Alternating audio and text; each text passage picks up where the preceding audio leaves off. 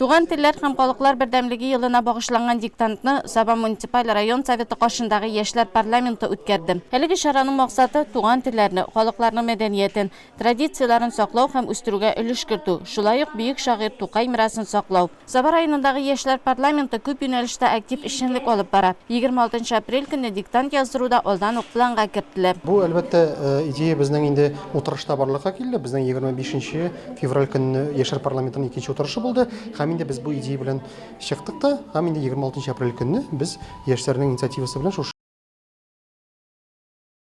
35 еллык икән беләбез барыбыз да, шулай бит. Бу әлбәттә шушы юнәлешкә дә багышлана, һәм инде әлбәттә безнең 2021 ел Татарстан Республикасында президентыбыз Рөстәм Нургалиев улы Миннеханов тарафыннан тәкъдим ителгән туган телләр һәм халыклар бердәмлеге елы уңаеннан да оештырыла. Саба гимназиясына диктант язу үзләренең белемнәрен сынап карау өчен районыбызның иң актив яшьләре килгән иде. Шуларның берсе Шәмәрдән лицейның 10 сыйныф укучысы Азира Минкажева. Ул күп еллар инде татар теле һәм әдәбияты фәннәреннән олимпиадаларда катнаша, җиңүләр яулый. Үзенең һәм укытучысының тырышлыгы, гаиләсенең ярдәме аңа телләр өйрәнүдә ярдәм итә. Мин 7 класстан бирле татар әдәбиятыннан олимпиадада катнашам.